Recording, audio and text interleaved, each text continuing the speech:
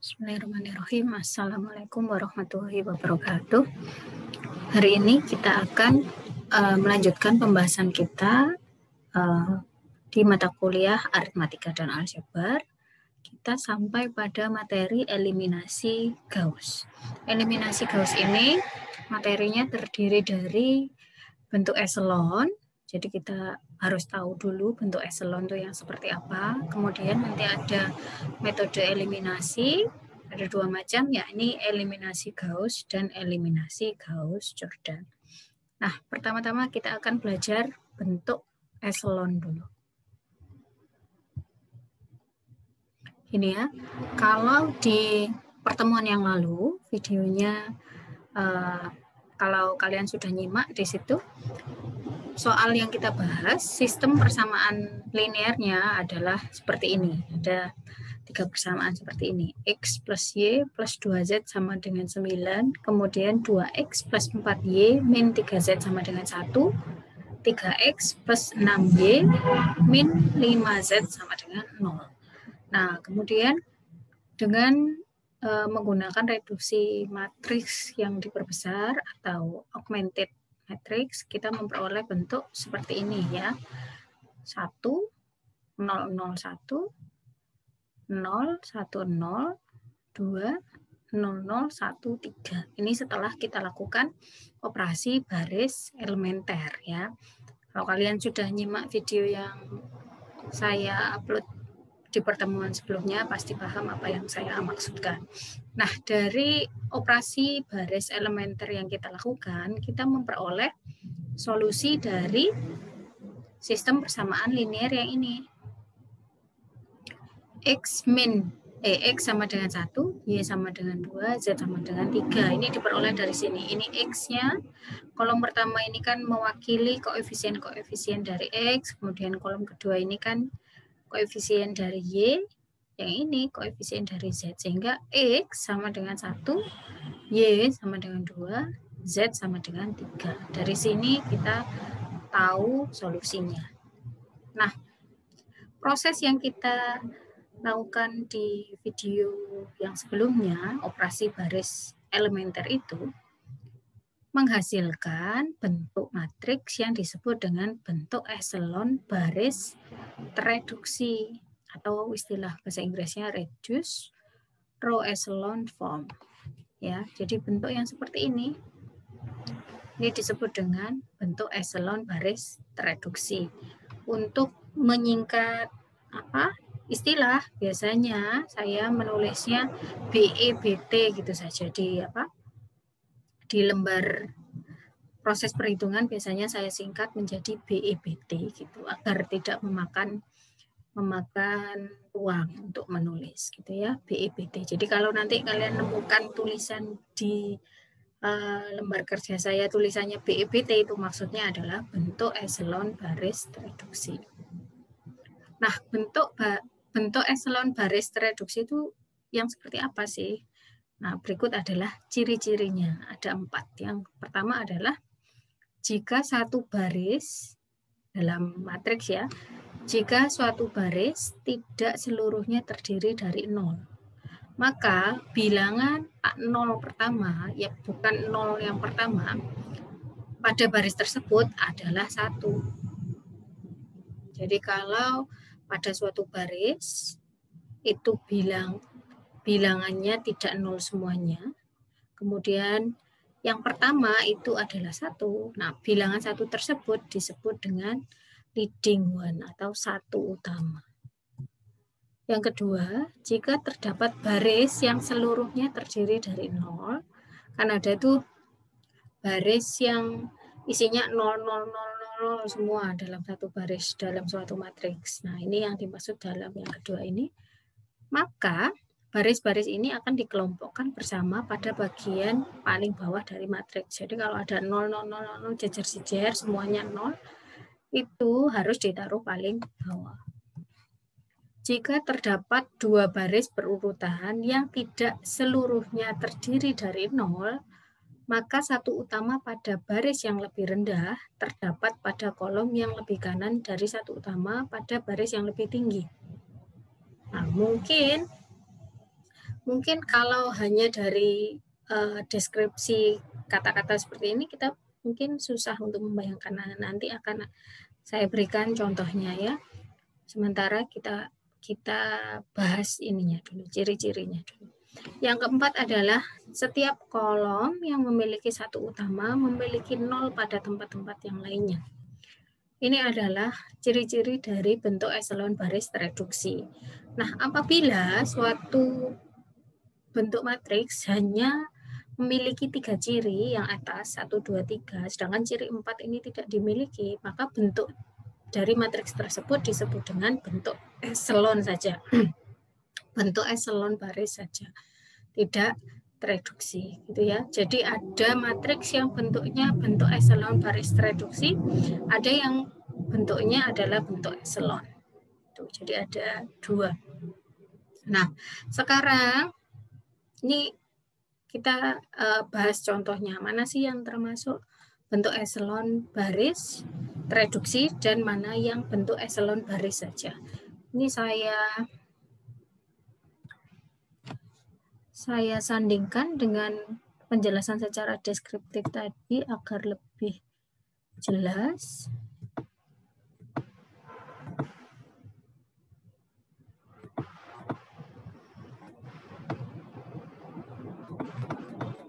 Misalkan ya, ini matriks-matriks yang seperti ini, bentuk eselon baris tereduksi, contohnya adalah 1, 2, 3, 4. Ini hanya contoh saja ya. Tentu saja di luar ini juga masih banyak lagi contoh bentuk eselon baris reduksi lainnya. Misalkan ya, ini matriks yang pertama. Ada 1, 0, 0, 4, 0, 1, 0, 7, 0, 0, 1, min 1. Kenapa sih dia termasuk bentuk eselon baris reduksi? Karena kalau menurut ciri-cirinya kan ada 4 ya. Jika satu baris tidak seluruhnya terdiri dari 0. Kita perhatikan bahwa dalam satu baris ini kan tidak semuanya 0 ya. Ini memang benar ada 0 di sini, tapi tidak semuanya 0. Ada 1 di sini dan ada 4 di sini. Nah, kalau tidak seluruhnya terdiri dari 0, bilangan tak 0 yang pertama, kita kan ngelihatnya dari yang paling kiri ya. Bilangan tak 0 yang pertama, berarti yang ini disebut dengan satu utama atau leading one. Ya, berarti ini adalah satu utamanya. Itu pertama. Kita lihat baris kedua. Baris kedua ini kan ya semuanya bukan 0. Bukan 0 semuanya maksudnya. Jadi meskipun ada 0, tapi ada yang bukan 0 di situ. Berarti ini kita lihat ciri yang pertama ini.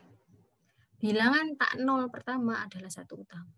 Jadi di sini 0, maka bilangan tak 0 pertamanya kan jatuh pada yang di sini ya. Maka ininya disebut satu utama. 0, 1, 0, 7. 1 di sini adalah satu utama atau leading one-nya.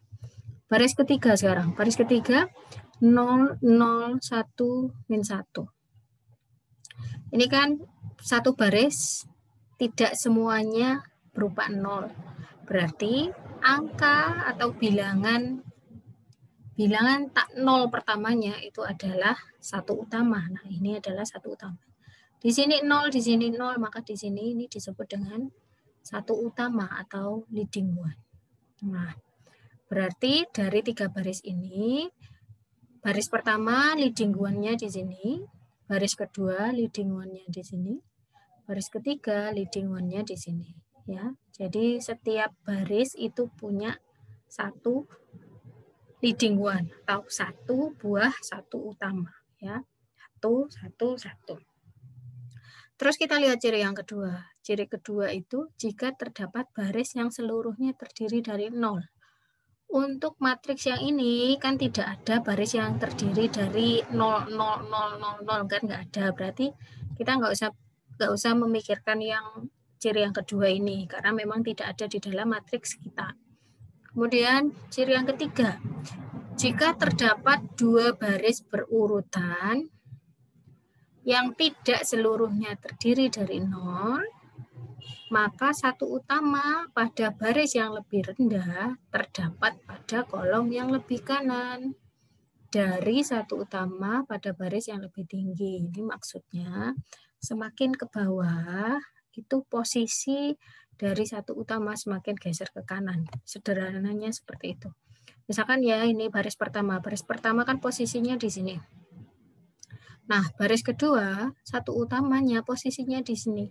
Lebih kanan dari posisi satu utama pada baris yang atasnya. Baris ketiga juga demikian. Satu utamanya posisinya kan di sini. Ini lebih geser ke kanan daripada baris yang di atasnya. Jadi semakin ke bawah, satu utama dari suatu baris akan bergeser ke sebelah kanan. Gitu ya. Sekarang yang keempat, ciri yang keempat. Setiap kolom yang memiliki satu utama memiliki 0 pada tempat-tempat yang lainnya. Ini kalau ciri 1, ciri 2, ciri 3 ini kan berbicara tentang baris. Nah, ciri yang keempat ini berbicara tentang kolom. Setiap kolom yang memiliki satu utama memiliki 0 pada tempat-tempat lainnya. Kita perhatikan dalam kolomnya ya. 1, 0, 0 ya. Ini kan ada satu utama di sini. Setiap kolom yang memiliki satu utama memiliki 0, 0 pada tempat yang lain. Kalau di sini ada satu utama berarti posisi yang lain harus 0, 0, 0 ya. Kemudian kolom yang kedua. Posisi dari satu utamanya ada di sini. Maka posisi yang lain harus diisi oleh 0. Di sini 0, di sini 0. Kemudian baris. Kolom yang ketiga kan satu utamanya berada di sini paling bawah, maka posisi yang lainnya diisi oleh 0. Nah, berarti ciri yang keempat juga dipenuhi. Karena matriks yang paling ujung ini memenuhi keempat ciri ini, meskipun ciri yang kedua ini tidak dipenuhi karena memang tidak terdapat baris yang seluruhnya terdiri dari 0, maka tidak apa-apa karena memang nggak ada ya. Tapi itu termasuk memenuhi 4 ciri ini. Nah, berarti bentuk matriks yang seperti ini itu merupakan bentuk echelon baris reduksi. Matriks yang sebelahnya juga demikian. 1, 0, 0, 0, 1, 0, 0, 0, 1. Ini jelas ya. Ciri yang pertama dipenuhi karena ada satu utama ini tadi ya. 1, 1, 1. Angka yang bukan 0 yang pertama, bilangan yang bukan 0 yang pertama, nilainya adalah 1. Di sini 1, ini 0, kemudian di sini 1. Berarti dipenuhi. 0, 0, 1. Dipenuhi juga ya. Berarti ciri pertama dipenuhi, ciri kedua karena nggak ada, nggak apa-apa. Ciri yang ketiga, sederhananya tadi semakin ke bawah, satu utamanya semakin ke kanan. Ini semakin ke bawah, satu utamanya geser ke kanan. Maka ciri ketiga dipenuhi. Ciri keempat juga dipenuhi. Pada setiap kolom, kalau ada satu utamanya, maka nilai yang lain harus bernilai 0. Nah, ini berarti bentuk echelon baris reduksi. Matriks yang ini, yang ketiga ini juga termasuk bentuk echelon baris reduksi.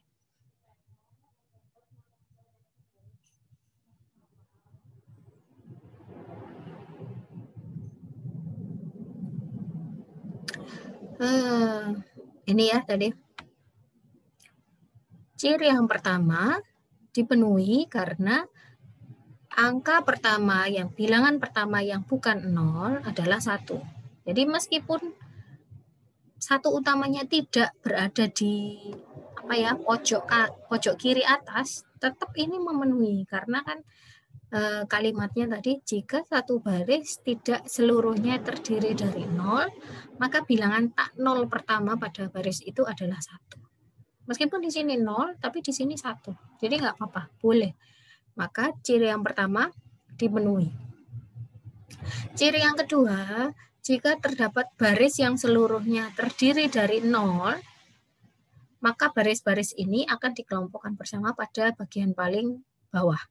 Nah, ini kan ada 1 baris, 2 baris yang terdiri dari 0 semuanya ya. 0, 0, 0, 0, 0, 0, 0, 0, 0, 0. Nah, ini berarti ditaruh paling bawah.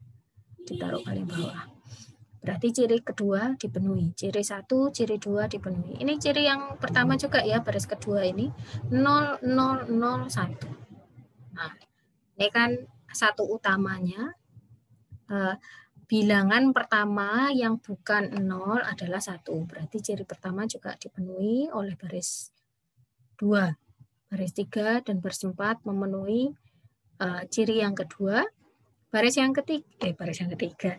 Maksud saya, ciri yang ketiga juga dipenuhi di situ. Ciri yang ketiga itu kan semakin ke bawah, posisi dari satu utama semakin ke kanan. Nah, kita kembali ke sini. Baris pertama, ini kan nilai satu utamanya berada di sini ya. Baris kedua, posisi satu utamanya berada di sebelah kanannya. Ini termasuk tetap memenuhi. Jadi yang namanya semakin ke kanan itu tidak harus posisinya geser 1 kolom saja. Ini geser 2 juga nggak apa-apa. Ya, ini juga termasuk memenuhi ciri yang ketiga. Jadi semakin ke bawah, posisi dari satu utamanya semakin ke kanan. Jadi dipenuhi ciri yang ketiga. Ciri yang keempat, setiap kolom memiliki satu utama memiliki 0 pada tempat-tempat yang lainnya. Ini, misalkan ya, 1, 0, 0, 0. Di sini satu utama, maka tempat yang lain adalah 0. Baris kedua, satu utamanya ada di sini. Maka posisi yang lain pada kolom yang sama harus 0. 0, 0, 0. Jadi keempat ciri dari BEBT, bentuk eselon baris tereduksi, dipenuhi oleh matriks yang ini. Nah, sekarang saya full screen lagi ya. Dan tadi insya Allah kita sudah paham tadi ciri-cirinya apa aja. Jadi semakin ke bawah, dia posisi satu utamanya semakin ke kanan. Jadi ini juga termasuk BEBT.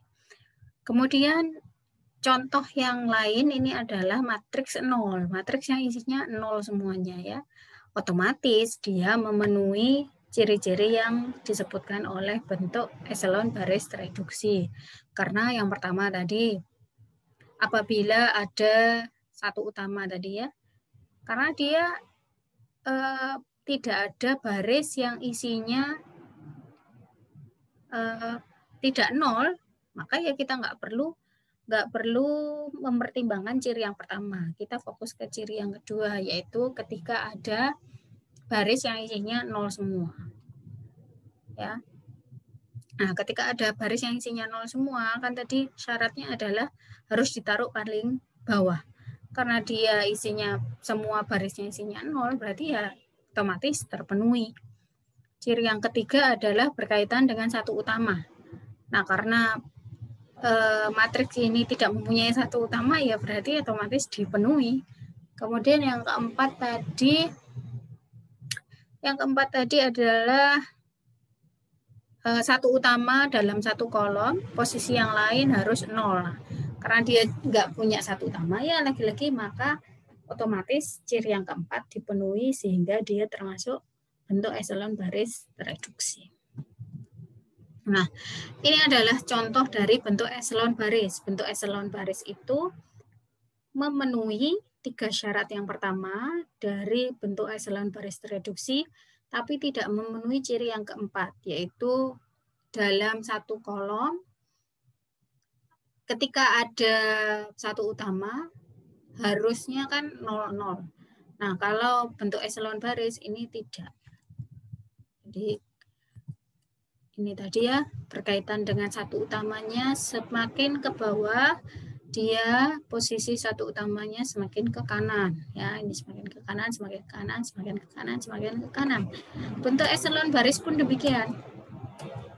Dipenuhi, karena dia akan memenuhi ciri 1, 2, 3.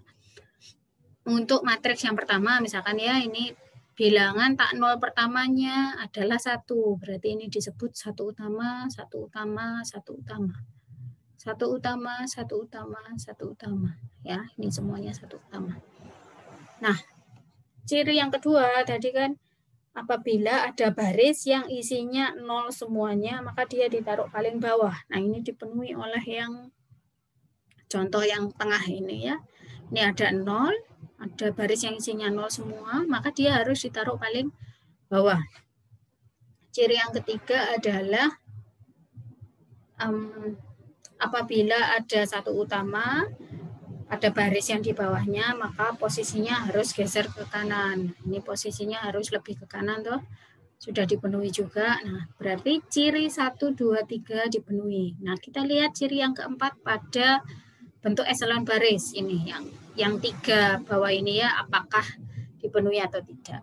Ciri yang keempat kan tadi pada satu kolom yang ada 1 utamanya, apakah di situ diisi oleh 00. Kita fokus pada matriks yang pertama ini dulu ya. Misalkan ini dalam kolom yang pertama di sini. Ini kan 1 utama pada baris pertama ada di sini. Nilainya 00, di posisi yang lain 00, dipenuhi. Tapi kita lihat yang di sebelahnya. Di sebelahnya, nilai 1 utamanya, kan di sini toh, di posisi yang ini. Nah, di kolom yang sama, di sini 0, tapi di atasnya tidak 0. Demikian pula kolom yang ketiga ini. Posisi 1 utama di sini, maka di sini kan harusnya 00 kalau kita cari bentuk eselon baris tereduksi. Tapi karena di sini bukan 0, di sini 6, di sini 3, maka dia bukan bentuk eselon baris tereduksi, tapi bentuk eselon baris saja ya. Jadi bedanya di situ. Kita lihat matriks yang kedua. Matriks yang kedua pun demikian. Kolom pertama dipenuhi, tapi kolom yang kedua tidak dipenuhi karena dalam kolom yang kedua ini di sini nilainya 1, bukan 0. Maka ciri yang keempat tidak dipenuhi. Kita lihat matriks yang ketiga. Matriks yang ketiga ini mirip dengan yang tadi ya. Posisi dari 1 utama pada baris yang pertama tidak di paling ujung sini, tapi berada di sini. Dan itu nggak apa-apa. Itu tetap memenuhi ciri yang pertama. Kemudian ciri yang kedua 000 nggak ada ya baris di sini, berarti nggak perlu. Ciri yang ketiga dipenuhi, dia semakin ke bawah semakin ke kanan. Ciri yang keempat pada kolom kedua ini ya dipenuhi 100. Nah, di posisi yang sebelahnya tidak dipenuhi karena di sini kan 1 utama di sini 0, di sini 2, berarti tidak dipenuhi. Begitu pula dengan kolom yang sebelahnya. Ya, jadi yang diperhatikan adalah kolom yang ada 1 utamanya. Kenapa demikian? Karena kalau kita perhatikan di sini, kalau di contoh yang atas ini ya, yang atas ini kan ini 1000, 1000. Terus di sini di kolom ketiga ini kan nggak ada 1 utamanya di situ, maka di situ nggak 0 nggak apa-apa di situ. Kadang-kadang anak-anak kadang rancu di situ. Itu kenapa kok nggak diisi 0 juga? Itu nggak apa-apa karena yang kita perhatikan adalah kolom yang ada 1 utamanya. Jadi yang kita perhatikan adalah kolom yang ada 1 utamanya. Gitu ya. Ini adalah cara membedakan bentuk eselon baris tereduksi dengan bentuk eselon baris saja. Cara mudahnya adalah ketika kita melihat bentuk eselon baris itu bagian dari bawah, bagian bawah dari 1 utama yang semakin ke kanan tadi itu pasti 0, tapi bagian atasnya itu bukan 0. Meskipun ada 0, pasti nanti ada angka yang tidak 0. Nah, itu adalah ciri-ciri dari eselon baris. Gitu ya. Semoga bisa dipahami. Nah, sekarang kita masuk ke solusi dari 4 SPL berikut ini. Ini semoga bisa mewakili bentuk-bentuk umum dari SPL yang nantinya akan kalian temui setelah melakukan metode eliminasi, gitu ya. Jadi ini bekalnya. Saya perkecil dulu. Saya jawab di sini aja ya. Jadi misalkan untuk yang pertama, jadi misalkan kalian sudah melakukan prosedur, kemudian kalian pas terakhir itu nemunya yang bentuk yang seperti ini. 1005, 0102, 0014. Maka solusinya itu seperti ini. X sama dengan 5. X sama dengan 5 ini dari sini ya. X sama dengan 5, kemudian Y sama dengan min 2, kemudian Z sama dengan 4. Ini adalah solusinya.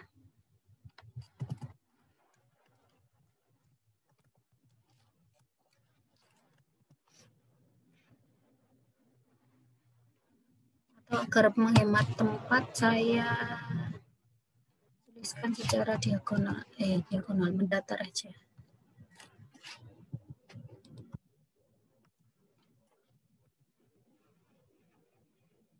Ya. Nah, terus yang nomor 2 sekarang.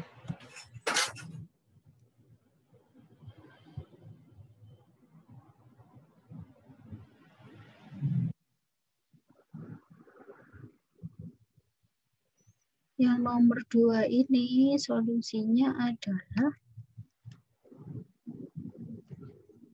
nah ini kita perlu perhatikan variabelnya. Kalau yang nomor 1 ini kan 1, 2, 3. Kolomnya ada 4 kan. Kalau kolomnya ada 4 berarti variabelnya ada 3. X, Y, Z atau X1, X2, X3. Jadi tergantung pada SPL-nya. Awalnya tadi pakai variabel apa. Saya tulis aja. Atau X1 sama dengan 5. X2 sama dengan 2. X3 sama dengan 4. Ya. Jadi tergantung variabel yang digunakan di awal itu apa. Disesuaikan aja ya. Ini saya tuliskan dua-duanya. Terus kalau misalkan seperti ini kan ada 5 kolom. 1, 2, 3, 4, 5. Kalau ada 5 kolom, berarti variabel yang kita perlukan adalah X1, X2, X3, X4. Maka solusinya adalah, ini sebentar, ini cuma 3 baris ya. Kalau ada 3 baris, berarti ada satu variabel yang tidak kita ketahui. Solusinya berarti solusi X1, ini kan 1 ya. 1, X1, kemudian, nah di sini ada 4, berarti 4, X4, karena posisinya di kolom yang keempat, X1 plus 4X4 sama dengan min 1. Kemudian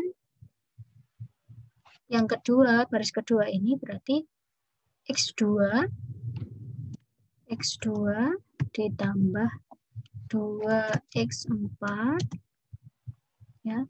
Ini kan X2 ditambah 2X4 sama dengan 6.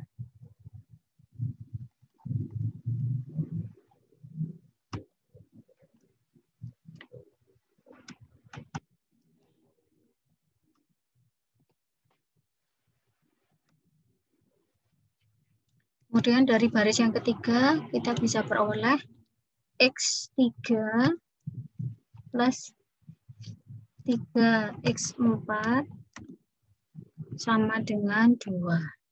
X3 ditambah 3X4 sama dengan 2. Nah, ini belum solusi. Karena solusi itu kan harus per variabel ya. X1-nya berapa, X2-nya berapa, X3 berapa, dan X4 berapa. Ini saya.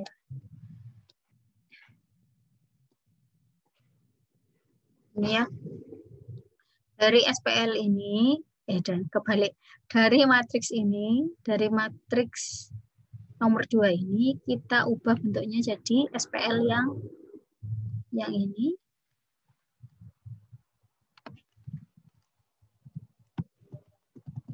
Nah, ini kan ada 4 variabel. Tapi ada satu variabel yang kita nggak tahu, yaitu X4. Nah, kalau kayak gini berarti kita perlu permisalan.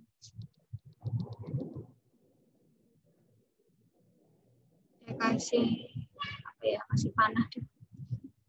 Saya kasih panah. Jadi ini ya. Kita ubah dulu jadi SPL, habis itu ubah lagi jadi kita pakai permisalan.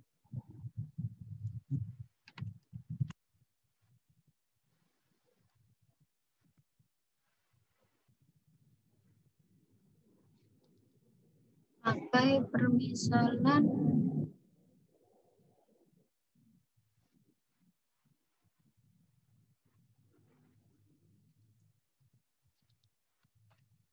misalkan X4 sama dengan S misalkan. Ini permisalan.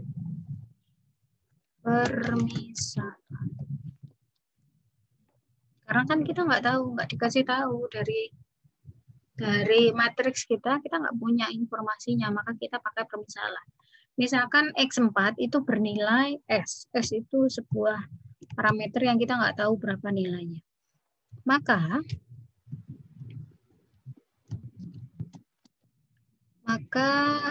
X1-nya kita peroleh, X1-nya nanti akan bernilai min 1, min 4 S. Ya. Ini saya langsung karena nggak cukup tempatnya. Jadi semoga bisa dipahami, tetap bisa dipahami. Saya ke ataskan ya, agar cukup. Ini deh, biar. Ini ya. X1 sama dengan, ini kan ada X1, X2, X3. Nah, ini kalian pindahkan kalian pindahkan suku 4X4 ini ke kanan, ke ruas kanan, sehingga diperoleh X1 sama dengan min 1, min 4X4. Ya. X2 pun begitu. X2 sama dengan 6 min. Ini saya step by step agar kalian bisa paham maksud saya. Kemudian X3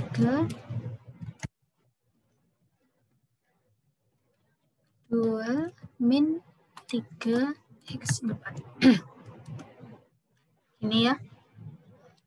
Nah, kalau sudah diperoleh seperti ini, substitusikan S yang di sini.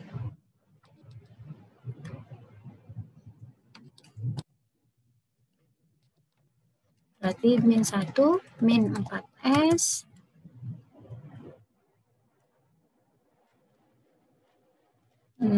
min 2S, yang ini adalah 2 min 3S.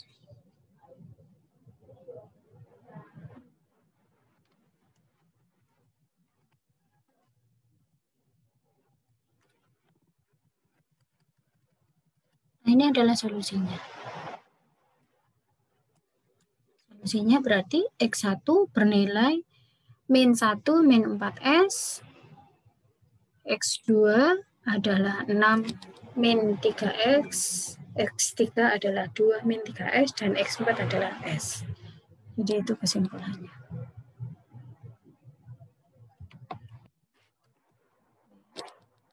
Kalau mau dituliskan seperti ini. Solusi 1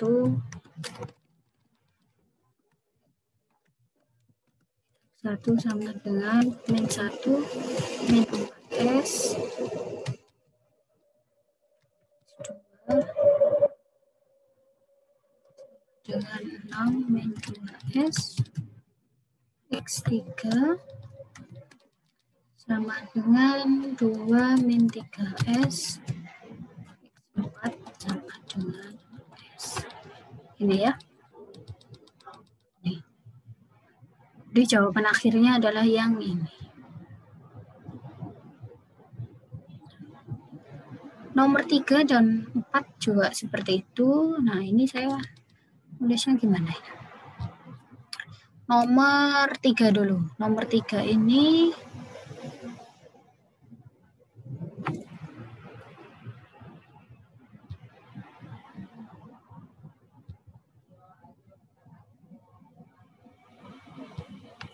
nomor 3 berarti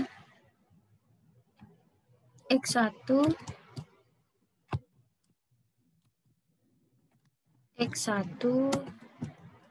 plus 6 X2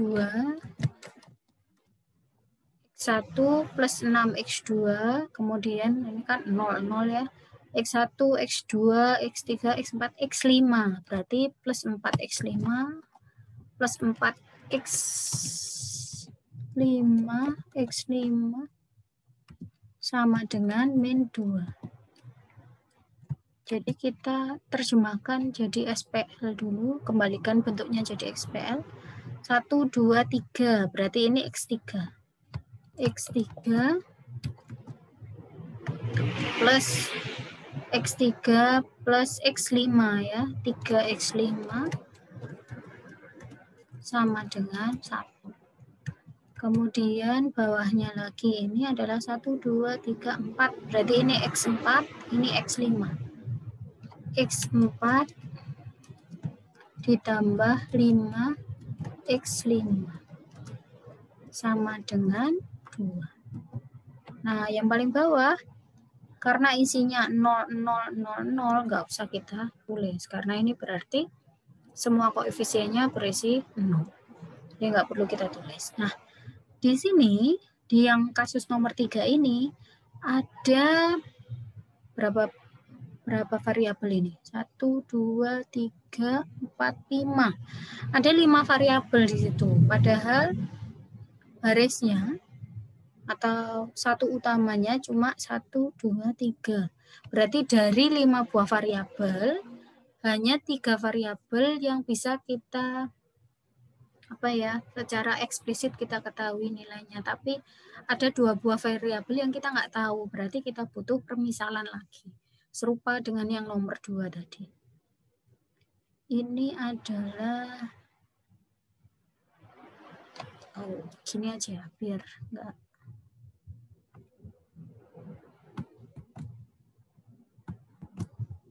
Ini aja ya, bersambung. Ini kita hapus dulu.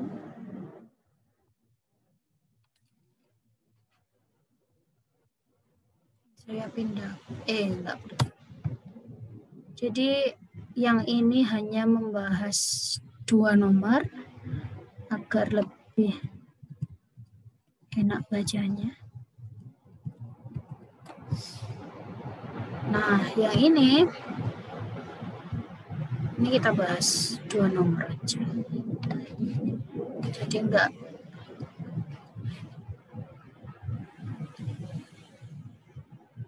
enggak sesek di situ.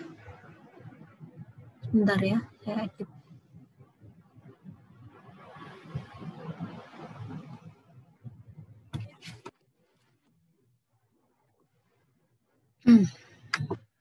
Hapus.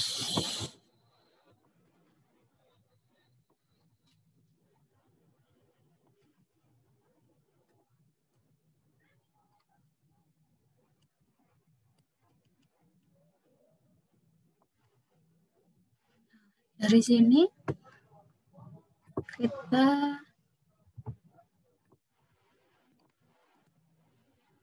ubah lagi. Kita ubah lagi bentuknya agar lebih kelihatan.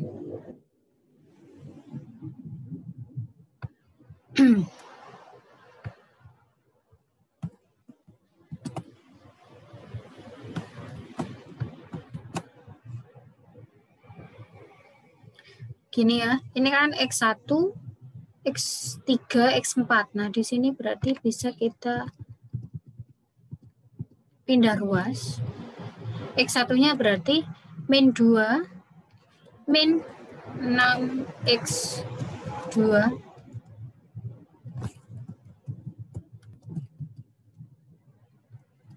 kemudian min 4X5, ya, dari baris yang pertama ini loh. X1 sama dengan min 2, min 6X2, min 4X5. Kemudian X3-nya juga demikian, kita ubah 3X5-nya itu pindah ke ruas kiri, min 3X5. Kemudian ininya juga X4-nya sama dengan min, ya, kita pindah ruas.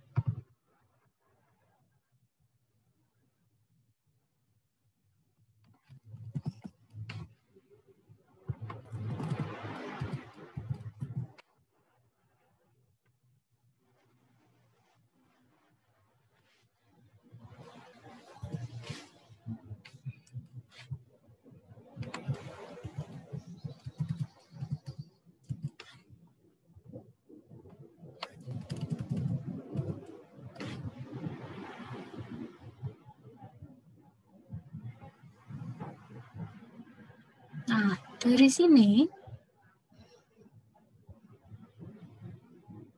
kan kita tahu bahwa ada dua buah variabel yang tidak diketahui. Yang tidak diketahui berarti X2 dan X5.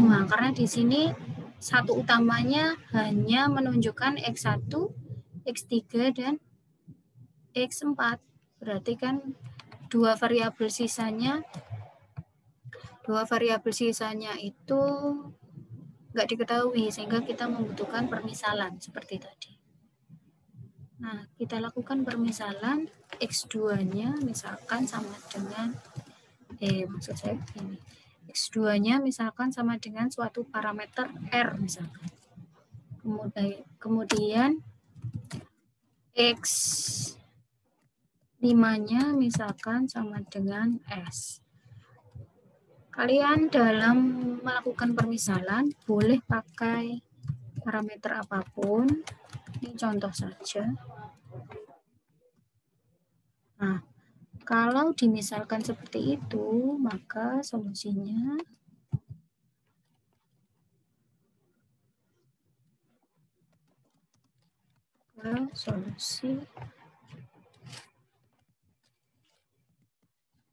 solusi dari SPL-nya adalah X1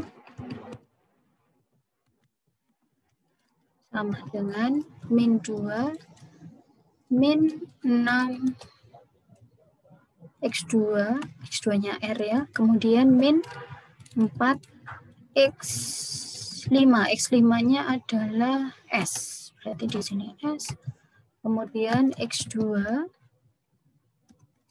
sama dengan R, R, X3 sama dengan 1 min 3, X5-nya S, kemudian X4 sama dengan 2 min 5 S, ya. Kemudian X5 sama dengan S. Nah, ini adalah solusi dari SPL-nya.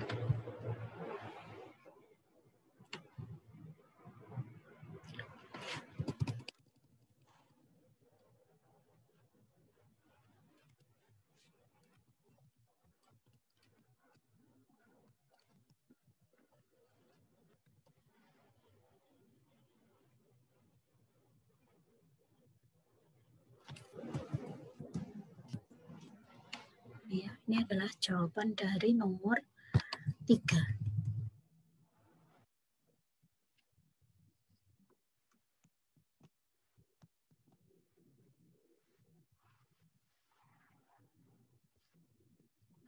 Sekarang untuk yang nomor 4. Kalau yang nomor 4 sama seperti sebelumnya, kita ubah dulu dia menjadi bentuk SPL.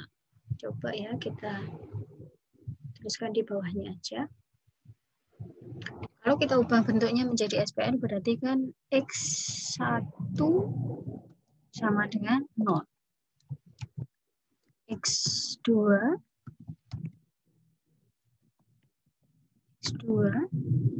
ditambah 2 X3 sama dengan 0 ya, dari baris yang kedua ini. Kemudian dari baris yang ketiga 0 ditambah 0 ditambah 0 sama dengan 1. 0 sama dengan 1. Nah, untuk yang nomor 4 ini,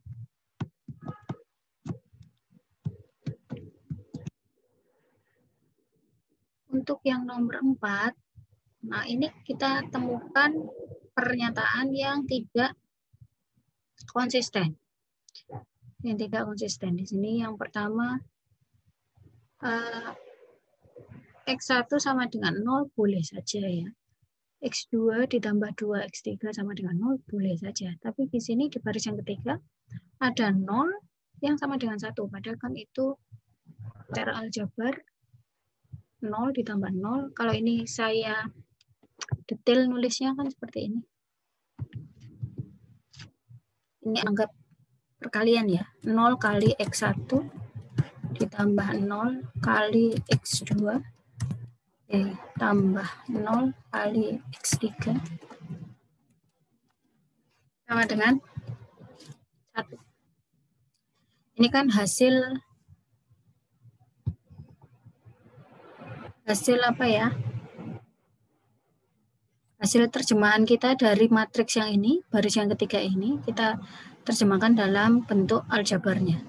0 kalikan X1 ditambah 0 kalikan X2 ditambah 0 kalikan X3 sama dengan 1. 0 ditambah 0 ditambah 0 itu kan tidak mungkin menghasilkan 1. Maka untuk matriks yang keempat ini, atau apabila ada sistem persamaan linier yang seperti ini berarti SPL-nya tidak mempunyai solusi. Bisa kita tuliskan di sini bahwa SPL tidak mempunyai solusi karena kan nggak mungkin itu tadi dipenuhi. Tidak memiliki solusi.